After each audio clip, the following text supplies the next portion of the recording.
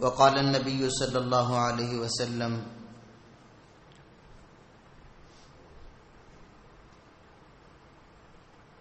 يأتي زمان على الناس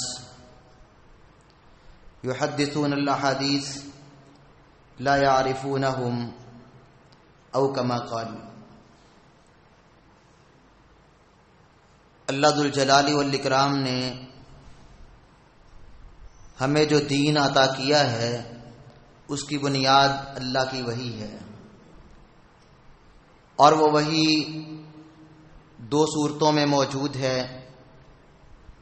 ایک وحی جس کو وحی جلی کہا جاتا ہے قرآن کی صورت میں ہے، اور ایک وحی خفی ہے جس کو احادیث کی صورت میں ہم پہچانتے ہیں. قرآن بھی اللہ کی وحی ہے، اور جس حدیث کی نسبت باوثوق ذرائع سے تحقیق کے ساتھ اللہ کے پیغمبر صلی اللہ علیہ وسلم کی طرف ہو جائے وہ حدیث بھی وحی کی حیثیت رکھتی ہے. تو آج جس عنوان کو ہم سننے کے لیے بیٹھے ہیں وہ یہ ہے کہ ضعیف روایات قابل عمل نہیں ہے. یہ بات ہماری زندگی میں دین کے حوالے سے بڑی اہم سمجھنے والی بات ہے. میں کوشش کروں گا کہ سادے سے انداز میں آپ احباب کے سامنے اس موضوع کو کھولنے کی کوشش کروں، تاکہ یہ بات اگر ہم سمجھ لیں تو ہم کسی کی بھی اور اپنی بھی اصلاح کر سکیں. اللہ تعالیٰ نے قرآن مجید کے اندر ایک اصول دیا ہے تحقیق کا، کہ جب تمہارے پاس کوئی خبر آتی ہے تو اس کی تحقیق کر لیا کرو.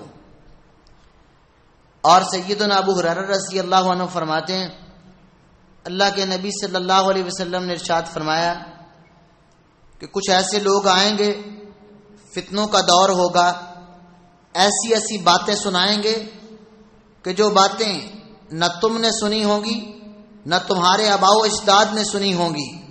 ایسی ایسی باتیں بیان کریں گے.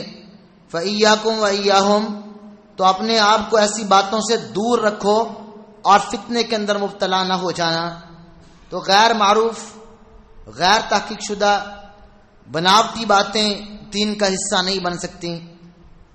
رسول اللہ صلی اللہ علیہ وسلم نے اپنے صحابہ تک دین پہنچایا، دین صحابہ سے آگے تابعین تک پہنچا، تابعین سے آگے تبع تابعین تک پہنچا، تبع تابعین سے پھر آگے ائمہ و محدثین تک پہنچا. تو ہر بات کی ایک سند ہوتی ہے، ایک واسطہ ہوتا ہے، ایک کڑی ہوتی ہے، ایک سلسلہ ہوتا ہے جس کو کہا جاتا ہے سلسلۃ الرجال الموصلۃ الی المد. راویوں کی وہ کڑی، وہ زنجیر، وہ سلسلہ، ایک سے آگے دوسرا، دوسرے سے تیسرا، پھر اس سے آگے پہنچتے پہنچتے بعد پیغمبر کائنات علیہ الصلاۃ والسلام تک پہنچتی ہے. تو اس سند کے سلسلے کو جانچنے اور پڑتال کرنے کی ضرورت ہوتی ہے کہ کون سا آدمی بیان کر رہا ہے، اس کی بات کیسی ہے، قابل اعتبار ہے کہ نہیں. اس کے بارے میں گواہیاں لی جاتی ہیں، اور جو اللہ تعالیٰ نے نظام گواہی رکھا ہے اس کی بنیاد پر پرکھ کے فیصلہ کیا جاتا ہے کہ یہ روایت صحیح ہے یا غیر صحیح ہے، قابل قبول ہے یا غیر مقبول ہے، یہ قابل قبول ہے یا مردود ہے. اس کا فیصلہ پوری تحقیق کے بعد ہوتا ہے. احادیث کی تحقیق کے لیے جو اسلام کا مضبوط ترین نظام ہے، دنیا کے کسی مذہب میں، دنیا کے اندر موجود مذاہب میں سے کسی کے پاس بھی ایسا مضبوط نظام نہیں ہے جو ہمارے مسلمانوں کے پاس اپنے پیغمبر کی بات کو پرکھنے کے لیے اور دین کی بات کا علم حاصل کرنے کے لیے اسانید کی جانچ پڑتال اور پرکھ کا بہترین نظام موجود ہے. اور اس کو اللہ کے فضل و کرم سے دشمن بھی مانتے ہیں کہ مسلمانوں کے پاس جو اعلیٰ ترین معیار تحقیق ہے اور کسی مذہب کے اندر موجود نہیں ہے. جب ہم اس تحقیق کی بنیاد پہ بات کو پرکھتے ہیں تو ہم جن روایات کے متعلقہ یہ بات ثابت ہو جائے کہ یہ اللہ کے نبی صلی اللہ علیہ وسلم کی بات ہے، ہم یقین کے ساتھ اس پر عمل کرتے ہیں۔ اب میں آپ کے سامنے صحابہ، تابعین، ائمہ و محدثین، ان کے حوالے سے یہ بات عرض کرنے کی کوشش کروں گا کہ وہ یہ سمجھتے تھے کہ دین کے اندر صحیح روایات پہ عمل کرنا ہے، جو روایات صحیح نہیں ہیں وہ قابل عمل نہیں ہیں۔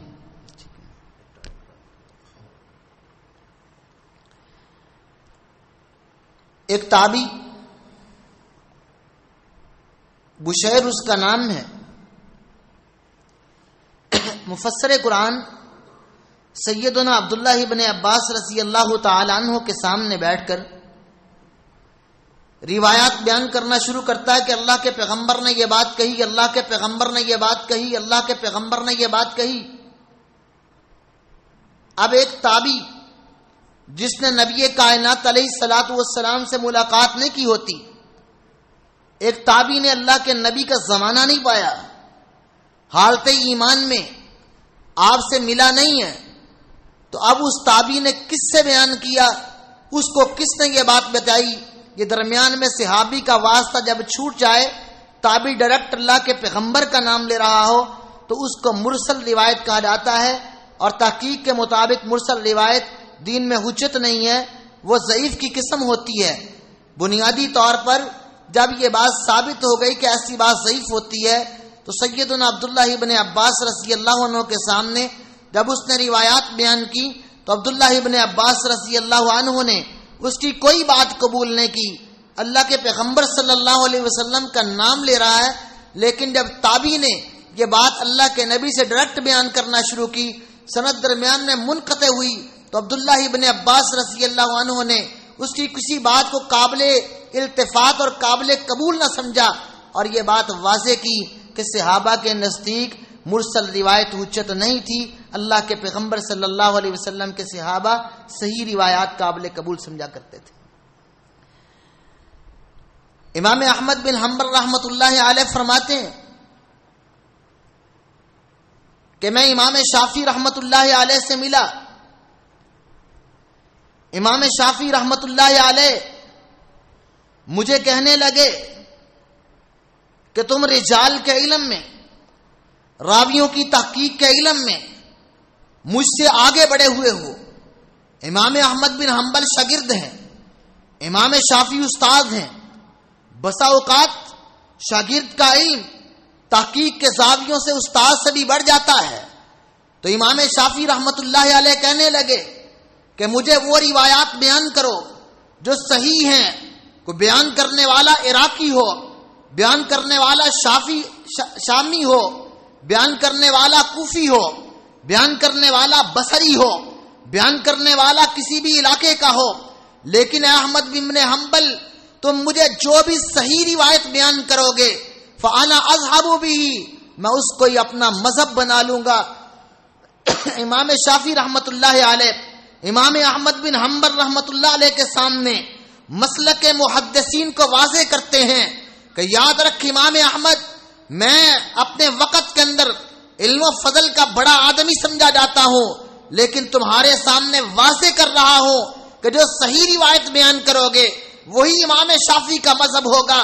اگر روایت کی صحت قابل قبول نہیں ہے تو میرے نزدیک وہ میرے دین کا اور مذہب کا حصہ نہیں بن سکتی۔ امام شافعی رحمۃ اللہ علیہ بھی یہی عقیدہ و منہج رکھتے تھے کہ ضعیف روایات دین میں قابل قبول نہیں، اور یہی بات امام احمد بن حنبل رحمہ اللہ کی تھی۔ اگر ہم کتب تحقیق کا مطالعہ کرتے ہیں تو امام بخاری رحمۃ اللہ علیہ کے استاد قتیبہ بن سعید رحمۃ اللہ علیہ، ان کا بھی نظریہ یہی تھا کہ ضعیف روایات دین میں قابل قبول نہیں ہے۔ اگر ہم امام حاتم کی بات کرتے ہیں، ہم امام ابی حاتم کی بات کریں تو وہ بھی یہی نظریہ رکھتے ہیں کہ دین میں ضعیف روایات قابل قبول نہیں ہے۔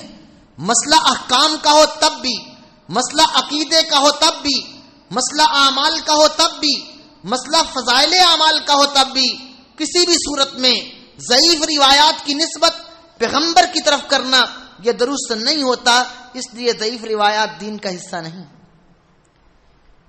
امام مسلم رحمۃ اللہ علیہ بڑا شاندار مقدمہ لکھا صحیح مسلم کا، اور بڑا اصولی، جس میں تحقیق کے زاویے بیان کیے۔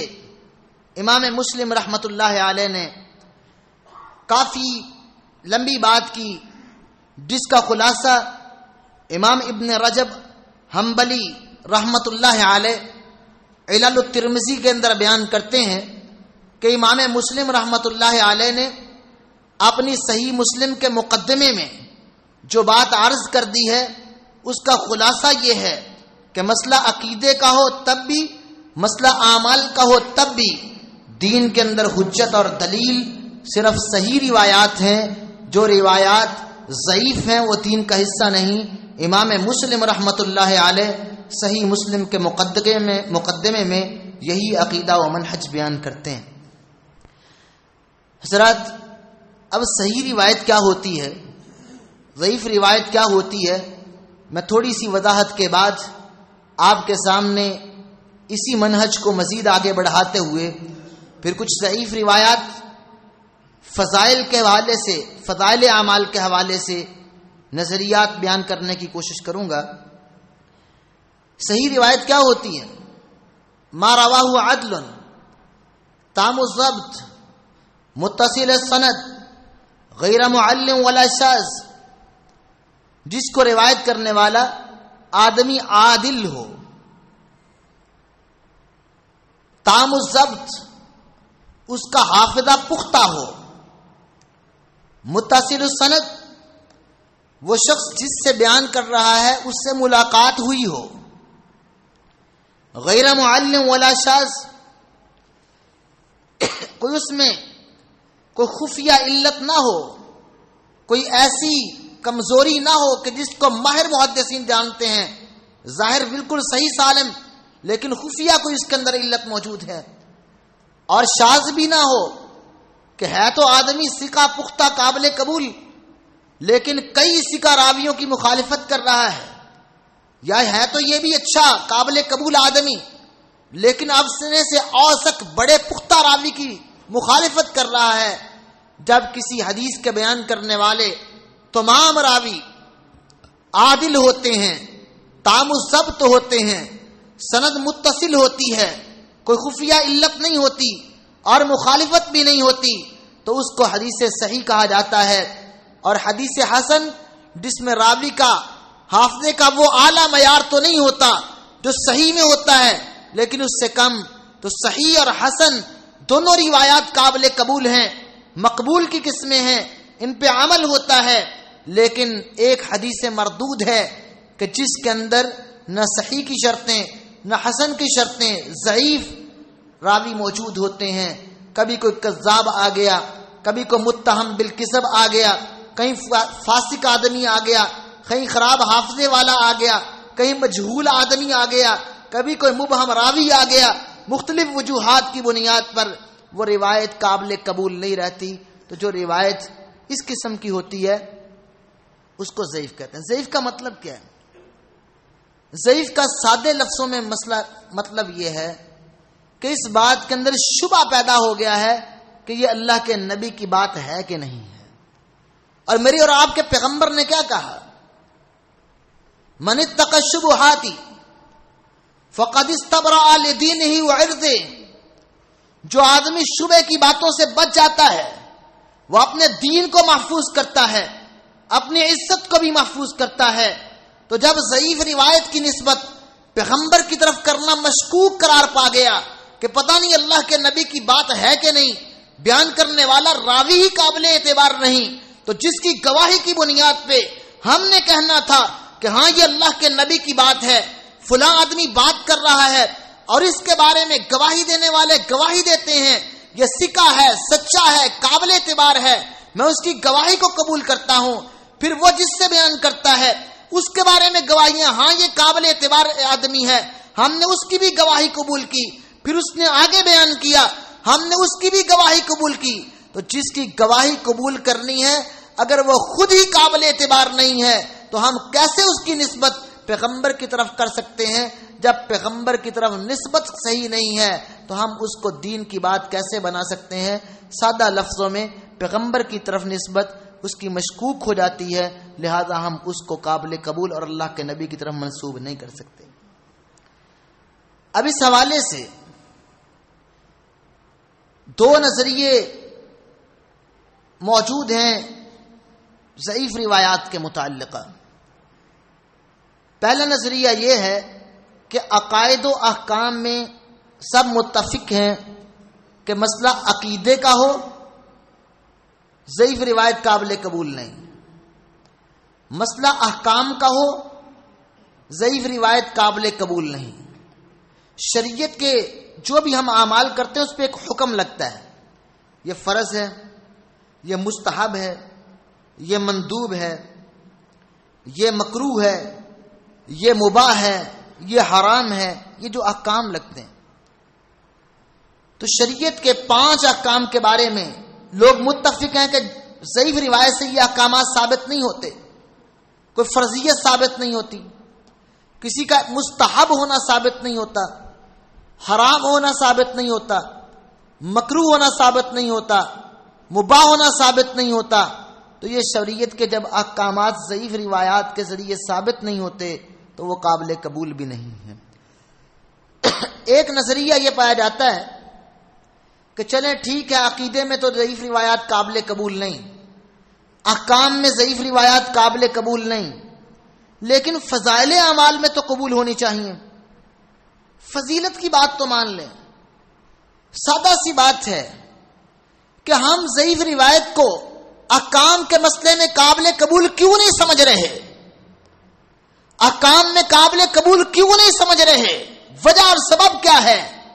وجہ اور سبب یہ ہے کہ اللہ کے نبی کی طرف اس کی نسبت کرنا صحیح نہیں، ثابت نہیں۔ تو جب اس بنیاد پہ ہم نے اس کو احکام میں قابل قبول نہیں سمجھا، عقیدے میں قابل قبول نہیں سمجھا، تو اب فضائل اعمال میں ہم کس بنیاد پہ قابل قبول سمجھیں گے؟ ہے وہی ضعیف روایت، اصول بھی وہی، قاعدے بھی وہی، رجال کے بارے میں تحقیق کے زاویے بھی وہی، کتب رجال بھی وہی، معیار بھی وہی۔ جب سارا معیار وہی ہے تو فضائل اعمال میں اس روایت کی نسبت پیغمبر کی طرف کس طرح کر سکتے ہیں؟ اگر پیغمبر کی طرف نسبت نہیں ہے تو کس بنیاد پہ فضائل اعمال میں اس روایت کو قابل قبول سمجھا جائے گا؟ بنیاد کیا ہوگی؟ جب ہم اس بات کی طرف آگے بڑھتے ہیں تو جس طرح محدثین نے حدیث کی کتابیں لکھی ہیں، اسی طرح احادیث کے اصول پر کتابیں لکھی ہیں۔ جو لوگ فضائل اعمال میں ضعیف روایات کو قابل قبول سمجھتے ہیں، ان لوگوں کے نزدیک فضائل اعمال میں بھی روایت قابل قبول تب ہوگی جب اس میں کچھ شرطیں پائی جائیں۔ تو ہمارے استاذ، ہمارے مربی، ہمارے شیخ حافظ عبد المنان نور پوری رحمت اللہ علیہ وہ کہا کرتے تھے کہ اگر کوئی آدمی عقل اور دانش کے ساتھ ان اصولوں اور ان شرطوں کو پڑھ لے تو نتیجہ یہی نکلے گا کہ یہ لوگ بھی یہی کہتے ہیں کہ فضائل اعمال میں بھی ضعیف روایت قابل قبول نہیں ہے۔ ان کی بات کا بھی نتیجہ یہی نکلے گا۔ جو کہتے ہیں قابل قبول ہے، اگر ان کی شروط اور ان کی باتیں پڑھ لی جائیں تو وہاں پر بھی نتیجہ یہی نکلتا ہے کہ یہ قابل قبول نہیں۔ مثلا میں 3 شرطیں آپ کے سامنے رکھتا ہوں۔ سب سے پہلی شرط، وہ کہتے ہیں اس میں ضعف شدید نہ ہو۔ وہ ضعیف روایت فضائل میں قابل قبول ہوگی جو ضعف شدید نہ ہو۔ اب ضعف شدید کا معنی کیا ہے؟ کوئی کذاب راوی نہیں ہونا چاہیے، کوئی عام گفتگو میں جھوٹ بولنے والا آدمی نہیں ہونا چاہیے، کوئی فاسق آدمی نہیں ہونا چاہیے، جس پہ کوئی شدید محدثین نے جرح کی ہے ایسا راوی نہیں ہونا چاہیے۔ تو باقی بچتا کیا ہے؟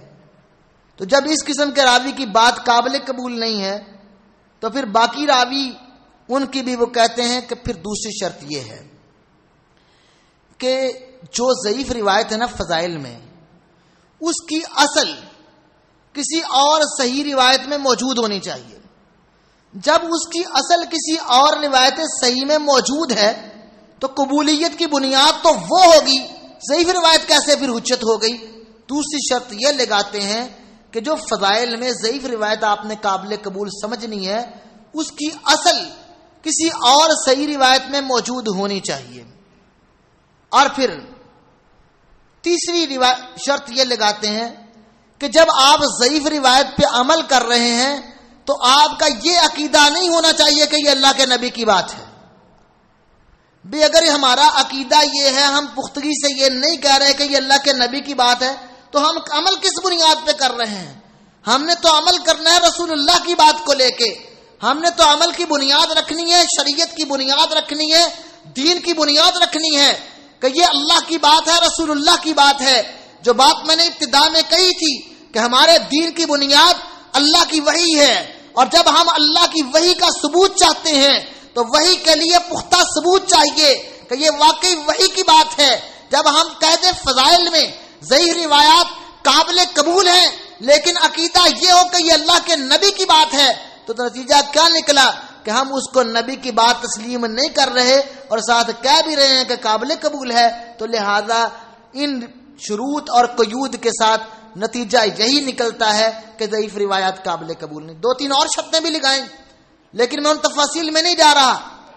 خلاصہ کلام یہ ہے کہ جو لوگ کہتے ہیں ضعیف روایات قابل قبول ہیں فضائل میں, محدثین نے اصول حدیث میں جو شرطیں اور قیود لگائی ہیں اگر ان کو پڑھ لیا جائے تو نتیجہ یہی نکلتا ہے کہ فضائل اعمال میں ضعیف روایات قابل قبول نہیں ہیں.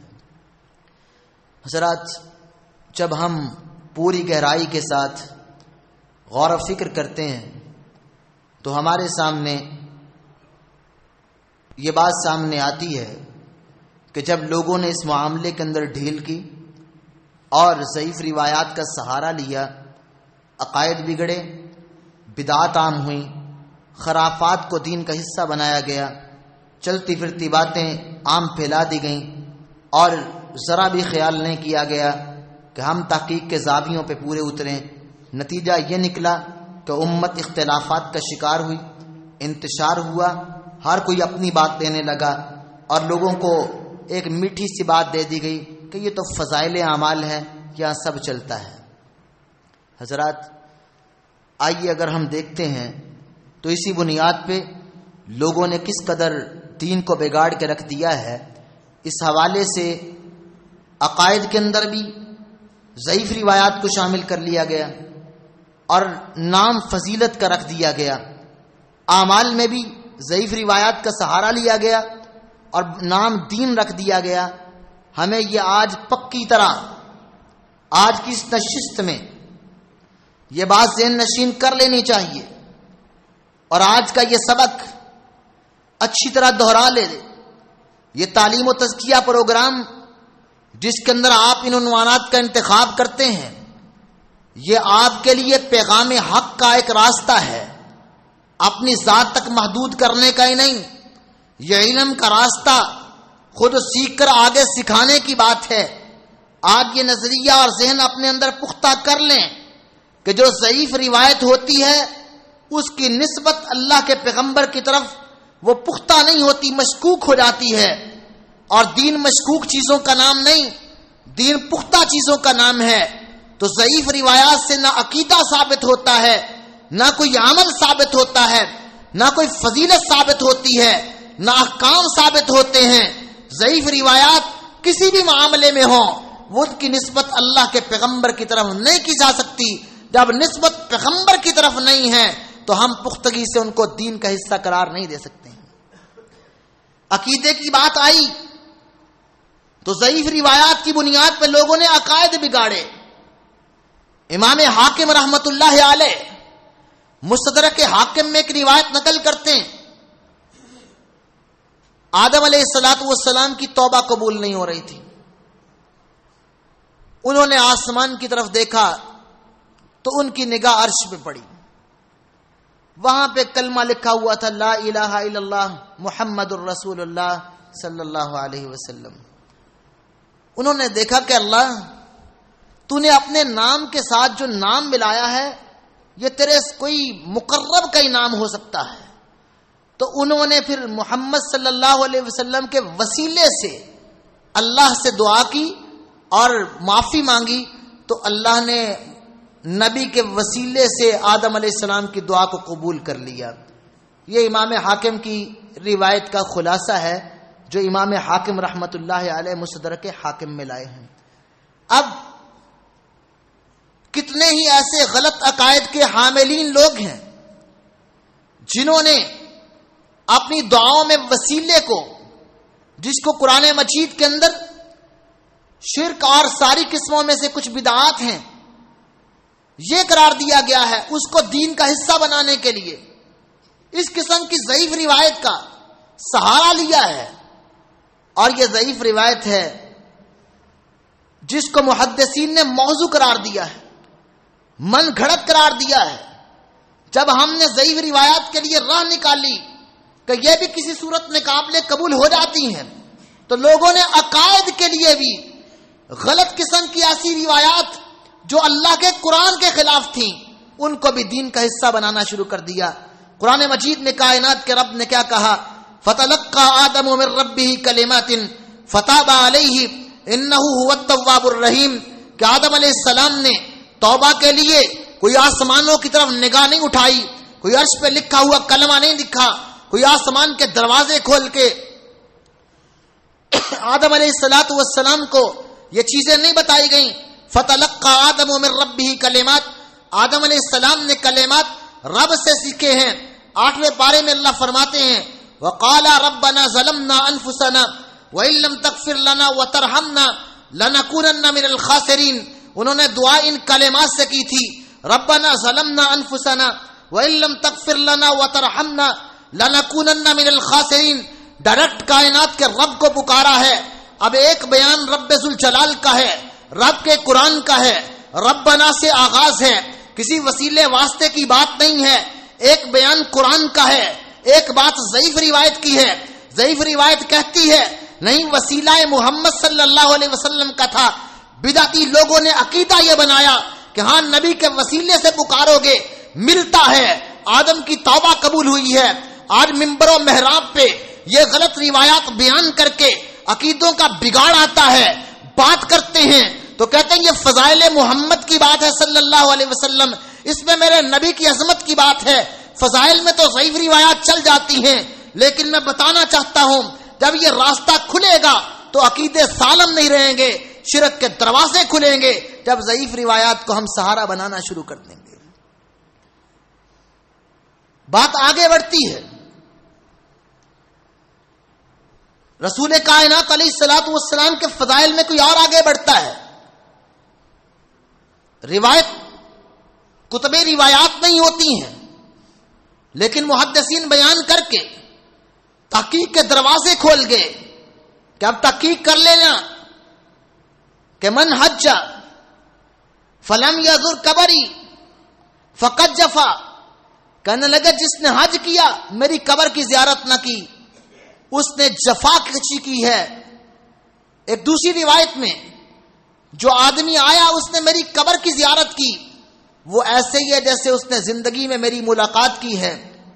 شیخ البانی رحمت اللہ علیہ دیگر محدثین نے ان روایات کو ضعیف، موضوع اور من گھڑت قرار دیا ہے۔ یہ روایات اللہ کے پیغمبر صلی اللہ علیہ وسلم کی طرف نسبت کرنا یہ درست نہیں ہے۔ کسی ایک بھی صحیح روایت میں رسول کائنات علیہ الصلوۃ والسلام نے اپنی قبر کی زیارت کے لیے کسی اسپیشل سفر کی بات نہیں کی، حج کا حصہ قرار نہیں دیا، عمرے کا حصہ قرار نہیں دیا کہ آپ جا کے روضہ رسول پہ حاضری دیں۔ اگر کوئی آدمی رسول کائنات علیہ الصلوۃ والسلام کے شہر میں پہنچے، اللہ کے پیغمبر کو درود و سلام پیش کرے، یہ عظمت کی بات ہے، شان کی بات ہے، پیغمبر سے پیار کی بات ہے، ہماری محبت کی علامت ہے، اللہ کے رسول کی قربت کی بات ہے۔ اور اللہ کے فضل و کرم سے اہل الحق جب بھی مدینے میں جاتے ہیں کثرت سے پیغمبر پہ درود بھی پیش کرتے ہیں، سلام بھی پیش کرتے ہیں۔ لیکن یہ کہنا کہ جس نے حج کیا قبر کی زیارت نہ کی تو جفا کشی کی ہے، اور یہ کہنا کہ جس نے نبی کی زیارت قبر کی کر لی اس نے ایسے جیسے اللہ کے نبی کی ملاقات کر لی، یہ اللہ کے نبی کی طرف غلط منسوب بات ہے۔ اس کی نسبت پیغمبر کی طرف کرنا یہ غلط اور ضعیف روایات کا نتیجہ ہے۔ ہمیں ضعیف روایات کو محبت کے اندر آ کے دین کا حصہ نہیں بنانا چاہیے۔ حضرات، ہر معاملے کے اندر اللہ ذو الجلال والاکرام نے امت کے اتحاد کی بات کی تھی اور تفرقات سے بچنے کی بات کی، وَاعْتَصِمُوا بِحَبْلِ اللَّهِ جَمِيعًا وَلَا تَفَرَّقُوا کی بات کی۔ لوگوں نے اپنے اپنے عقیدے بنائے، اپنے اپنے امام بنائے، تقلید کی غلط راہیں اختیار کی، سنت کا دامن چھوڑا، بدعات ایجاد کی، اپنی اپنی راہوں پہ چلے۔ تو جب کسی نے کہا یہ اختلاف کیوں ہے تو کہنے لگے اللہ کے نبی نے فرما دیا ہے اختلاف امتی رحمتی رحمہ، میری امت کا اختلاف بھی رحمت ہے۔ اللہ اعتصام بحبل اللہ کی بات کرتے ہیں، پیغمبر کائنات علیہ اعتصام و بالکتاب والسنہ کی بات کرتے ہیں، اور ہم اپنی اپنی راہیں نکال کے بناوٹی روایتوں سے اپنے اپنے غلط نظریات کا جواز فراہم کریں۔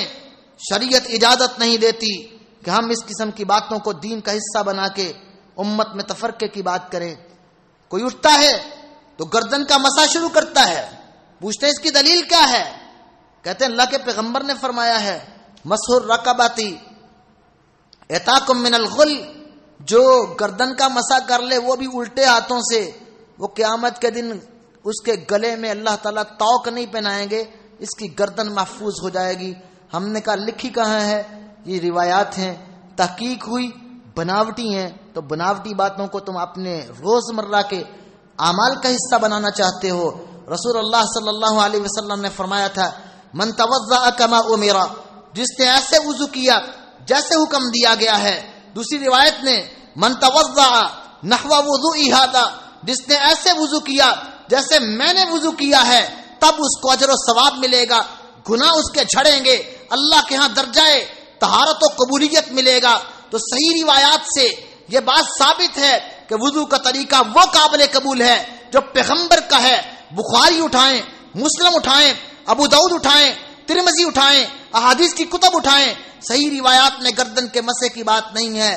لیکن آج کتنے لوگ ہیں وضو میں گردن کا مسا کرتے ہیں، کس چیز کو دین کا حصہ بنا رکھا ہے؟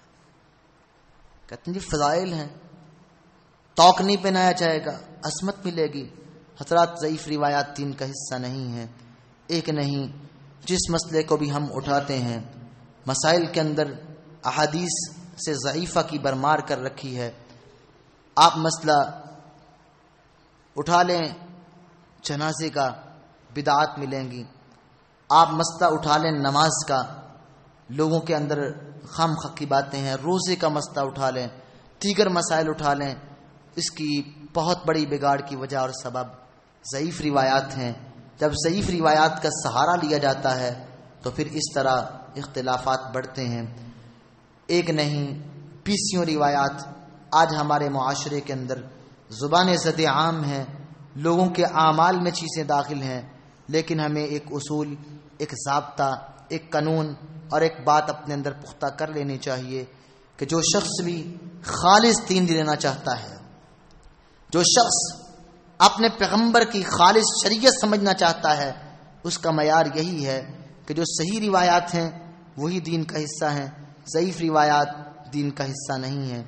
بڑے بڑے محدثین ان کا یہی نظریہ و فکر تھا، اور زندگی میں انہوں نے اس بات کو بڑے واضح الفاظ میں کہہ دیا، جن میں امام مسلم رحمۃ اللہ علیہ نے صحیح مسلم کے مقدمے میں امت کو نصیحت کر دی، اور شیخ البانی رحمۃ اللہ علیہ وہ اہل البلاد کو نصیحت کرتے ہوئے بات کہتے ہیں۔ میں آج کی گفتگو کو محدث العصر شیخ البانی رحمۃ اللہ علیہ کے اس بات پہ اختتام پذیر کرنا چاہتا ہوں۔ وہ کہنے لگے کہ شرق و غرب کے انسانوں، مسلمانوں، میں تمہیں نصیحت کرتا ہوں کہ دین کے معاملے میں صحیح حدیث کو حجت بنانا، عقیدے کا مسئلہ ہو یا اعمال کا، کوئی بھی چیز دین کی جب تم نے لینی ہے تو ضعیف روایات کو نہ دیکھنا، صحیح روایات کو معیار بنانا۔ دین جس طرح پختہ ہے اس کی نسبت بھی اعلیٰ ہے، بنیاد وہی ہے، اور وہی کی بنیاد عام بناوٹی روایتوں سے نہیں ہوتی۔ اللہ ذو الجلال والاکرام مجھے اور آپ کو فضائل و اعمال، عقائد، نظریات، ہر معاملے میں صحیح روایات پر عمل کرنے کی توفیق عطا فرمائے، اور اللہ کے فضل و کرم سے صحیح روایات کی کمی نہیں ہے، ہر مسئلے میں صحیح روایات کا ایک ذخیرہ موجود ہے، تلاش کی بات ہے، تحقیق کی بات ہے۔ اللہ ذوالجلال والاکرام کتاب و سنت پہ عمل کی توفیق عطا فرمائے۔ وآخر دعوانا الحمدللہ رب العالمین۔